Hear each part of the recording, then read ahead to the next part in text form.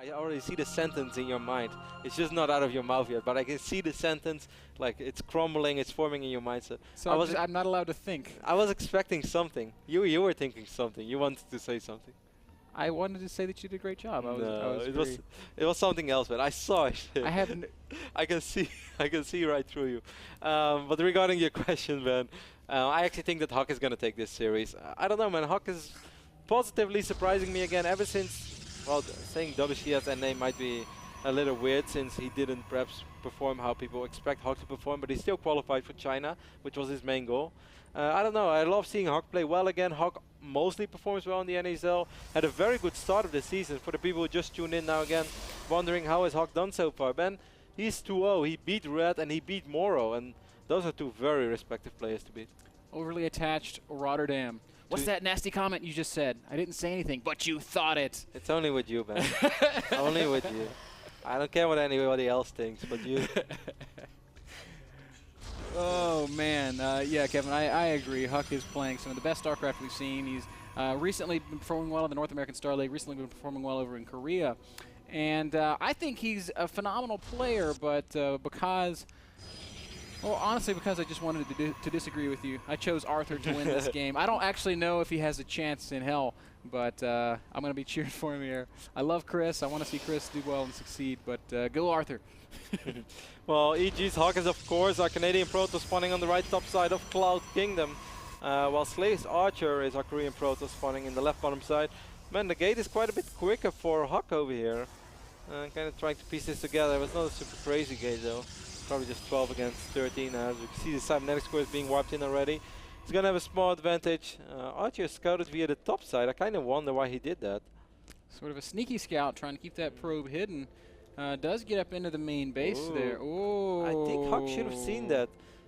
I think Archer will still reveal it. Wow, Archer, are you really going to keep it there? HuK's going to wipe in his second simulator already. I'm starting to have to feed him, man. That Archer, well, he doesn't have any different HuK, like you said, he should have had vision of that. That gateway can see to the edge of the cliff right there. And so he's also, no, he's not rallying the Zealot there. Oh, HuK. Oh, HuK. Now this is just the kind of high-level play I come to expect of Slayer's Protoss players hiding probes. Well, it might just be a little bit of 3-gate pressure. He might, because he's already wiping in that second simulator. I'm very surprised, man, because HuK did not even scout with a probe. HuK did not scout at all. This is a two-player map. Now, most of the time, what people don't do, if they don't even scout with a probe, is at least check their base and check the outskirts to make sure that if they are having to do, if they have to deal with proxy gates, that at least they know that they're there. Oh God, HuK's going for 1-gate Twilight, man. This is starting to get a little bit nasty. Oh man, Kev, this might get dicey. I think it's going to get very dicey as 2 more gates are going to be wiped in real soon for Archer, and he's even going to go for the 4 gates. And I don't see how HuK is ever going to stop this. If fighters go up in his main band, there's just no way. How can he do this without checking his base? Oh no, HuK. Well, Pylon is starting. No, I mean, seeing this, Ben, this always triggers a sort of a 4-gate reaction out of Protoss. Like, Stalker and a Zealot, okay, where is that probe? HuK is checking right now, wants to make sure that there is no probe, but HuK, there's checking. He's literally checked everywhere except his main base. HuK is... I hate to sound anticlimactic, man, but this HuK is kind of grim. This is going to get very dicey. Done. We're going to see that warp in any second now. Blink is 100 seconds off, so that's not really going to come into play either. Archer is giving HuK a surprising amount of time though, but the gates are ready right now. Where are those units, man? What the hell is Arthur waiting for? Yeah, 1, 2, 3 Stalkers do get warped in. And HuK still doesn't know. HuK is like Scotty, man. He doesn't know. Zealot at the front is actually going to pull the units of HuK away, and HuK's going to chase this Stalker. This is actually perhaps the smartest thing ever. Arthur sends the Stalker, as far away, and HuK's going to chase it. He's like, oh, this is great for me, but not realizing. HuK's probably going to warp in here, but hey, Ben, imagine if... No. He warps in 3 Stalkers over here. Blink might finish, though. Imagine if HuK gets one more big warp in. He's not gonna. He's going to lose all of his pylons. He can't warp in right now, Kevin. HuK can't do anything. His only choice is to counterattack. Yeah, but he's going to have Blink, though. Maybe if this pilot powers a little bit lower, if HuK can get 2 more Stalkers, this could be the craziest game ever.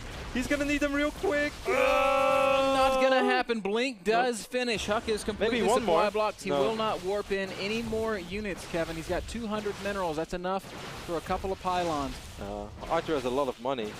He's going to lose power on most of the gates unless he does warps in something right now. He could potentially warp in one more unit, but then he can't make a Nexus anymore. Keeping track of how much money you have is crucial. Oh, look at HuK. 8 Stalkers against 5 Stalkers with Blink. That's winnable for HuK. Yes, I think with 21 probes against 17. Wow, are you serious? If HuK would have had one more Stalker, man. Yeah, it's still very close. Arthur does have 2 Zealots, which Arthur has to be careful, by the way, with this. Because even probes matter really a lot in this phase of the game. Arthur can still warp in a Nexus. That's one thing. He can just expand in HuK's main base. Yeah, but he's still gonna, and then sit on the high ground, you mean, because HuK's not gonna have any high ground vision. I mean, that's the thing right now. If they fight in an open field, HuK could potentially out-micro him in the long run.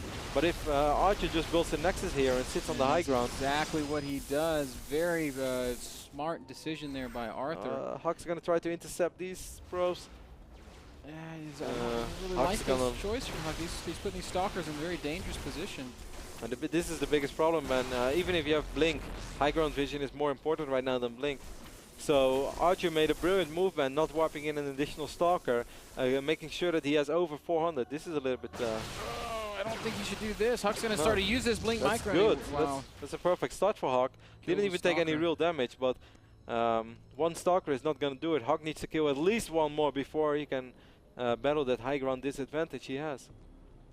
But now Arthur's just going to sit at the top of this ramp, realizing exactly what he's up against, and HuK is really limited. Oh, HuK has a Zealot too. You have 1 Zealot and 20 probes against 2 Zealots, wow, 15 probes. I think HuK should just bring everything, Ben, and go for it. Roll the dice. Gamble! I know what MC would do. Yeah, MC, like, what do you think? Maybe all the Zealots and probe over here, and then Blink with the Stalkers over here immediately, and then you can already start microing while Blink is still on cooldown? I would click the probes on the mineral line, so they go up and give vision, blink up, and send them to the Zealot. Yeah, but like, where would you blink them up? You can't blink them up right on top. You want to blink them already so they can move away. So blinking over here would be the smartest thing to do. It's kind of a tough call. Arthur's now mining, Kevin. He doesn't have the supply room to build units. He doesn't it's going to take a little while. If I were Archer, Ben, I would go for Forge. I would too. I think that's probably the best thing he can do. He is in fact going to build a gate though. HuK is making his way across the map. Arthur's probes aren't here, Kevin. If he fights without his probes, it'll be a losing fight. HuK, no, I mean, it is all going to come down to this. HuK is going to start to come forward. There's a lot of free damage. A lot of free damage there for HuK on one of those Stalkers. And it's all micro from this point forward. A couple of probes do go down. Oh, the Wall-Off will go down though. This is going to be a Wall-Off. He can warp in like gate cannon. I mean gate pylon. HuK, you're going to have to go right now if you ever want to go. He picks up a Stalker. Doesn't go down. HuK is going to continue to push forward, and it is still all about the micro, and he's making great trades so far. Yeah, but he has to go right now. He's going to go in bit by bit. Gateway is starting to finish he picks up another Stalker. Being very patient about this, but now his probes can't fight.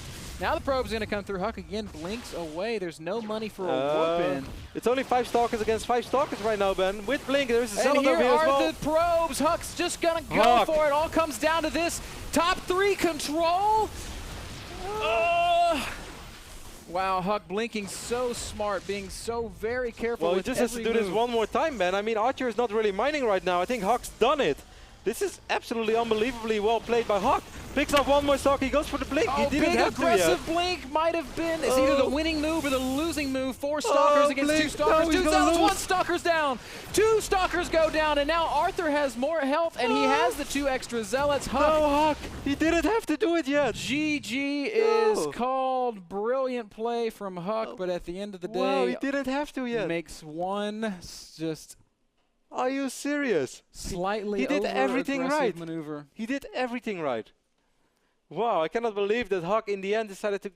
I guess he didn't know how many probes they were still mining. I guess he felt the time was the clock was ticking, but it really wasn't.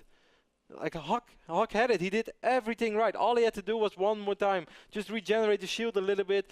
Dart forward. He would never lose a Stalker. Wow, I'm blown away. He did it so well. Great play from Arthur. Great play from HuK. Here we see the final moments of the game. HuK just dancing around on the ramp there. Like he just had to do the same thing one more time. He did it so well. Yeah, he kind of goes all in there. He finally does gamble, and choosing the wrong moment to go for it. I mean, I thought it was an impossible mission, but HuK Made it so close. Yeah. It was within his grasp. It really was. Really. Just ever so slightly misplayed, and the result HuK is and epic PvPs. the result is Arthur going up 1-0. Folks, we're going to have a very short break. That last game brought to you by Kingston HyperX. Their full line of solid-state drives, RAM, and more is available over at www.kingston.com. Don't go anywhere. Game 2, HuK versus Arthur when we return.